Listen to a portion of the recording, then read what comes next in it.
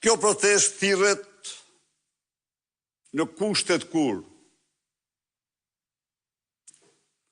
opozita bëri gjithçka për një proces zgjedhor të lirë dhe të ndershëm. Por qeveria bëri gjithçka për të shtruar procesin zgjedhor në një farsë të shëmtuar zgjedhore.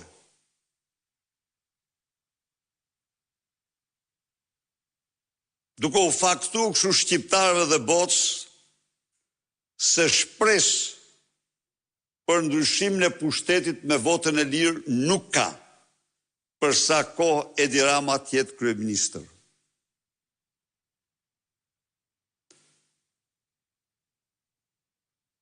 Fillimi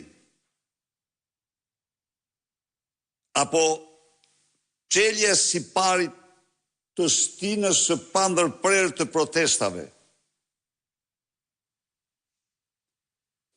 mund të ishte më i hershëm, por këtë fillim e diktoi një kompleks rrethanash.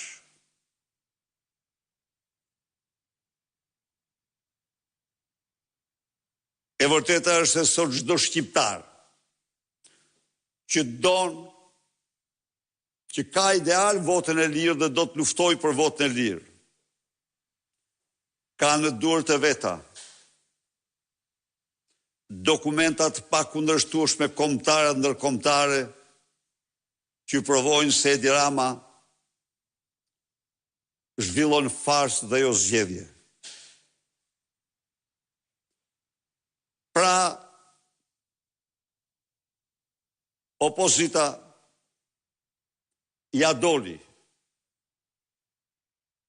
me përkushtim dhe vendosur të mbrojë në kuptimin ligjor votën e shqiptarëve, në kuptimin ligjor kombëtar dhe ndërkombëtar.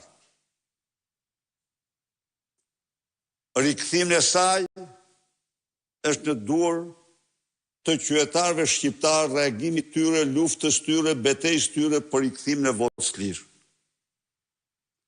Partia Demokratike do bëjë gjithçka në këtë betejë të vështirë, do përballet dhëm për dhëm me qeverinë e krimit, drogës. Do bëjë çdo përpjekje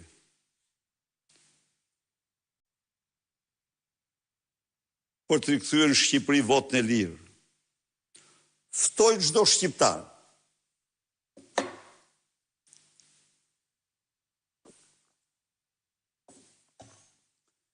të analizoj me gjaktësi të gjithë faktorët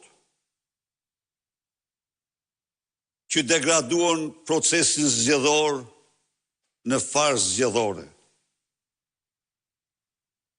Kjo në interesin e tij më të mirë, në interesin e të vërtetave që ai duhet besoj. Dhe pastaj të marrë vendimet e duhura. Vendimin që do të dëshiroj. Ne do respektojmë çdo vendim të çdo qytetari. Por unë besoj sa ata qindra mijëra qytetarë që votuan kundër opozitës, kundër qeverisë kërkojnë t'u dile zot votës tyre.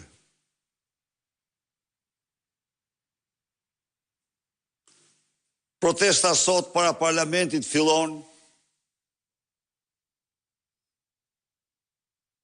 gjithashtu për të krijuar një tribunë parlamentare qytetare, mbasi narkoparlamenti ka mbyll çdo mundësi, çdo hapësirë dhe ka shkel çdo të drejtë kushtetuese për opozitën.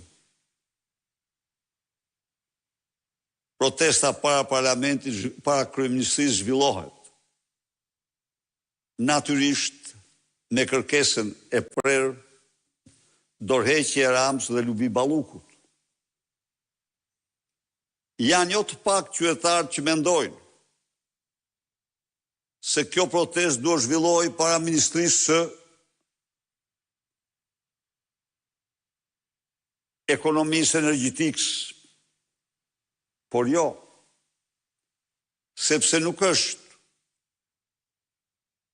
autore kryesore Lubia, është masha e Edi Ramës në aferën e tunelit të Llogaras, në aferën e portit të Durrësit, në aferën e portit të Vlorës,